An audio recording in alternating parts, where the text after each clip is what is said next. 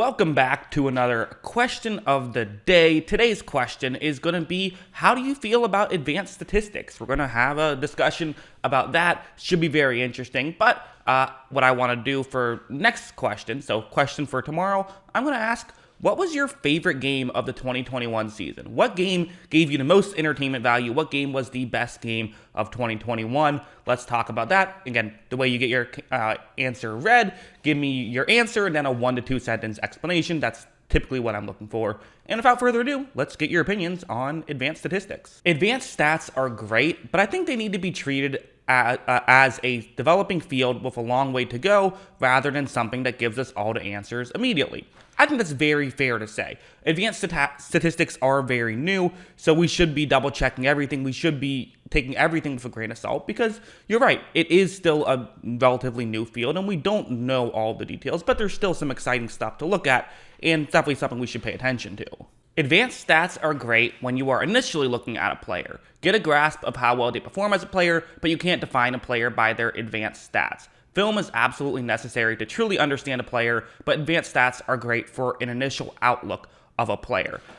I agree with that. I think that's well said. There's one little slight thing I would add on to the end of that, and I'm going to go to my next comment because I think they kind of added that on. The comment is, advanced stats along with regular stats are a great tool when paired with film. You need to film along with the stats to get a more complete picture and vice versa. And I think that and vice versa to me is the real important aspect here. That's why I want to put both of these two together, is because I think it's fair to say, like, I think everyone kind of looks at, you need film to pair with stats, which is very true. But I also think you should look at the, everything the other way around as well. The reasoning for this is sometimes film can be misleading. Everyone talks about how numbers can be misleading. Film can be misleading as well at times. Sometimes we'll notice highlight reel level plays and kind of miss these sort of smaller things that, that can stick out in our brain more. That's why you kind of need, why a lot of people who study film will also keep extensive notes so that way they can remember everything and try to not allow these small things to get in their way,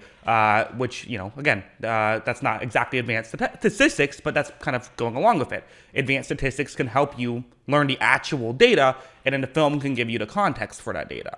Another comment says, always keep advanced analytics in mind. It's not the end-all be-all, but make sure you know the information. So all these three comments are kind of mostly saying the same thing, which is why I wanted to include them all. Because I think the first comment, what I liked about that was that you should do that at first. When you initially look at a player, look at the stats and kind of get to understand them. So that way, when you're watching film, let's say, for example, advanced statistics say a pass rusher wins a high percentage of the time, but then you watch the film, you'll see, okay, are they winning because they have great hands? Are they winning because they're really strong? Or are they winning because they went up against a trash tackle one week and got 5 sacks against them and actually weren't that good this season? The film gives you that added context. So this is why I like, again, this comment is perfect, where always keep advanced analytics in mind.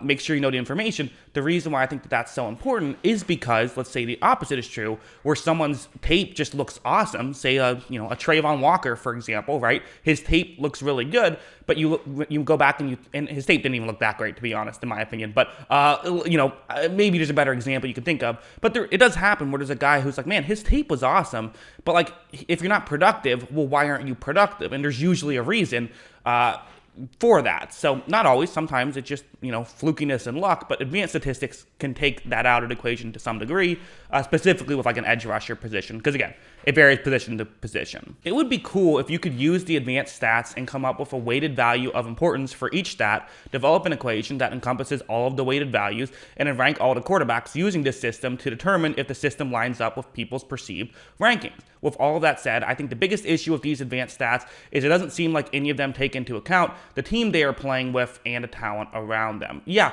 that's interesting. So, yeah, 2 parts there. Well, the first part, I actually think one of the issues with advanced statistics in general is they don't do a great job with quarterbacks, and that's what everyone obviously cares about because quarterbacks matter the most.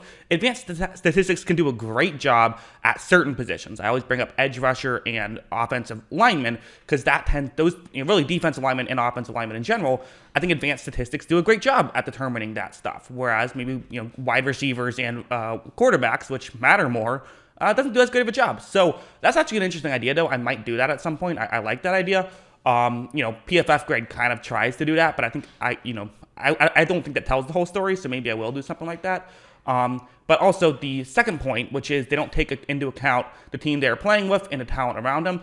I agree with that, and I think that that's why you need to understand the statistics before you talk about them. I think that's a good point, but I think that just because something has a flaw does not mean you shouldn't look at it. It just means that there's, again, you have to understand the context and understand what it's saying.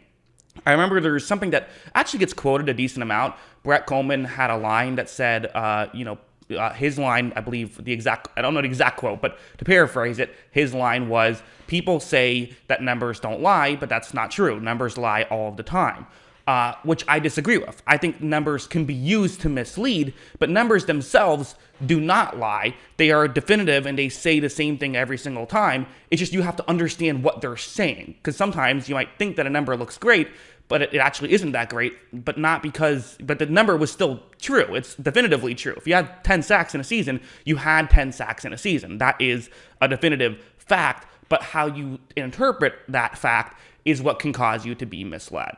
I'm not a big fan of advanced stats. They can be useful if used properly, but in general, you're either making granular decisions and trying to decipher what's actually important, or you're cramming several different stats into a single archaic number, which value depends entirely on what went into making the sausage. Yeah, well, listen. As a blanket statement, you can't say advanced statistics are good or bad, right? And maybe I should, when I'm talking about it, define what I mean a little bit better, because there absolutely are some poor advanced statistics. And just because more effort went into a stat doesn't make it inherently better. A good example of this is EPA. This is something that gets constantly used a lot, which is estimated points added. It's on average when a quarterback takes a snap and is throwing the ball, so it's not a running play. How many points added or subtracted on each play based on what you are estimated to have on any specific play. A little bit complex. Don't think I explained it too well, but that's the general idea. People like to bring that up, and it's not a bad stat, but it still is very dependent on the team around you. It's essentially like a slightly better passer rating, which is, again, understanding the context, that's pretty good, but you can't look at that and say that's the end-all be-all, which I think is where some people get frustrated with advanced statistics, because people think that, some people who have an understanding of these statistics can use them incorrectly, which I do agree with. So I do get the point, and that is definitely a flaw of advanced stats. I just think that, again, as you said itself, they can be useful if used properly. I agree with that. Advanced stats are great for keeping tabs on players you don't watch constantly, but players on my favorite team that I watch a lot of film of, I don't even look into advanced stats. I just use film. Listen, film is still, I would still probably rather someone who just watches film than someone who just looks at numbers in a sport like football. In fact, I definitely would. I think that that's clearly better. I do think you should use both, even if it's someone who you've watched a lot of film of. Like I said, you can miss out on some small things watching film, but you're probably going to have a pretty good idea if you watch film of everyone, and you're going to be a lot closer than people who just look at the numbers of those guys. Even if you have perfect advanced numbers in positions that you can look at that stuff, film is always going to be a little bit better, I guess, except for maybe kicking.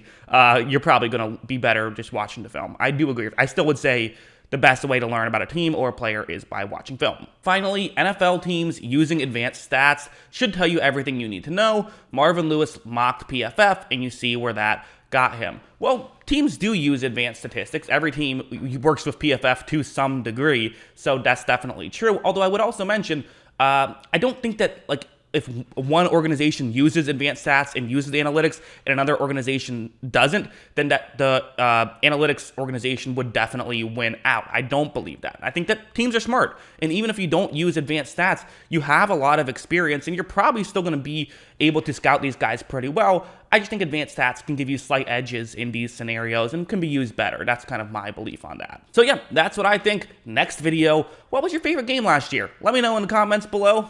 Always love hearing from you. And of course, as always, thanks for watching.